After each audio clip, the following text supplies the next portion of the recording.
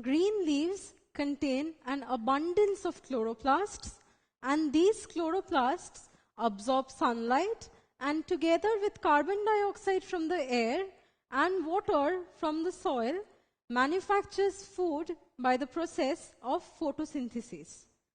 So, is the food that is getting prepared in the leaves getting transported to the roots by the same water pathway or the xylem? No. See, a different pipeline has been dedicated for the transport of food in the plant. See, the water or the blue thing that is going up is water, and it is getting conducted from the roots upward to the leaves through xylem.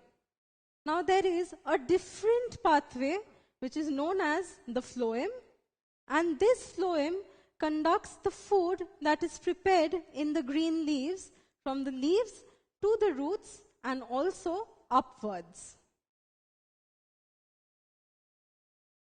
So the green leaves manufacture food, and this food is needed by all the structures of the plant.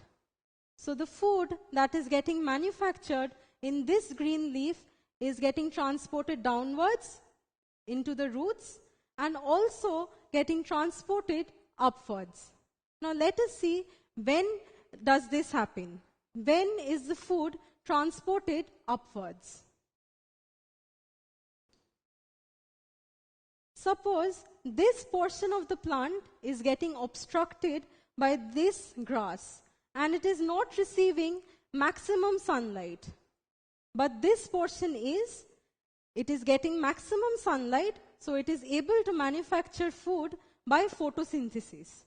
So food manufactured in this leaf is going upwards to this leaf which is not being able to manufacture food.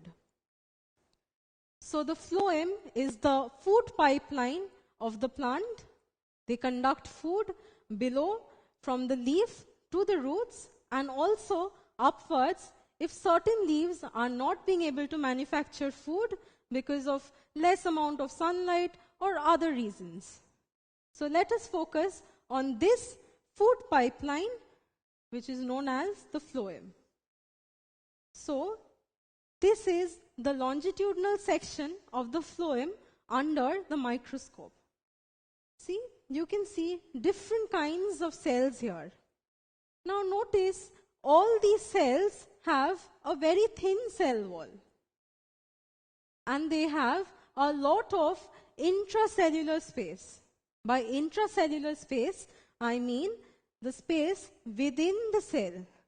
So this space is a lot in these cells.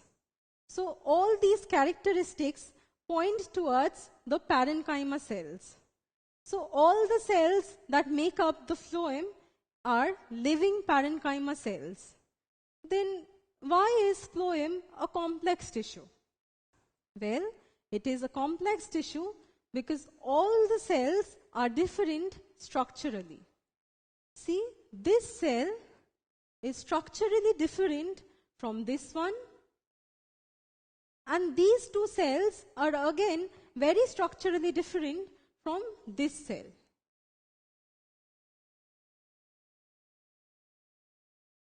Now let us focus on these two cells now.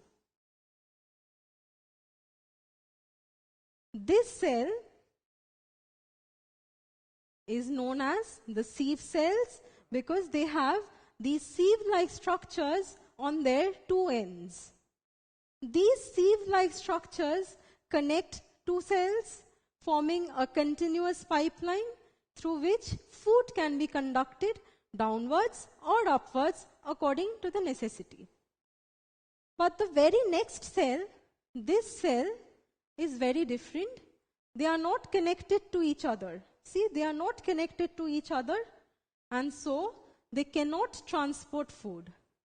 But since they remain associated to the sieve cells, they are known as companion cells. So this is the sieve cell, and this is the companion cell which cannot transport food because the two cells are not connected to each other. Now, the third kind of cells that are present in the phloem tissue is this one. See, it is almost structurally similar to the sieve cells, just that the sieves are not present. See, even these cells are connected to each other, thus forming a continuous pipeline through which food can be transported. So this cell is known as the Phloem Parenchyma. So the phloem consists of the sieve cells,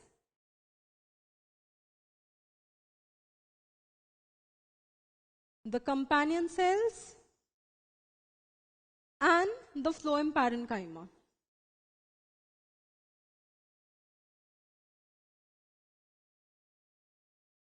So there are three different kinds of parenchyma cells in the phloem: the sieve cells, the companion cells, and the Phloem Parenchyma. These are three different kinds of parenchyma cells, and hence that is why the phloem is a complex tissue. Now, the companion cells, or the sieve tubes, and the Phloem Parenchyma are all living cells. Now, living cells will die after a certain point of time. So even these cells die, and the fate of all these three phloem cells is a death cell. So when cells die, the cellular organelles present inside the cell will disintegrate and die, and the cell wall becomes even more thicker due to additional depositions on them, depositions such as lignin. For that, the intracellular space, or the space within the cell, becomes very narrow and very small, and this dead cell that is formed in the phloem is known as the phloem fibers. And these phloem fibers are stored outside the phloem. Well, see, this is the phloem, which is the food pipeline of the plant, and this is the xylem. See, the phloem is towards the periphery of the plant. So the phloem fibers, which are dead cells, are getting stored outside the phloem. So probably they are getting stored in this area. Now let us see what is happening in a jute plant. So let us see what is happening in the jute plant. The phloem fibers are situated towards the periphery. So the workers are keeping it immersed in the water so that the outer layer is getting disintegrated and the phloem fiber is getting loosened up. Now the workers are pulling off these phloem fibers and keeping it aside. So this is the phloem fiber of the jute plant. The phloem fiber that is situated towards the periphery and which the workers pull out is this.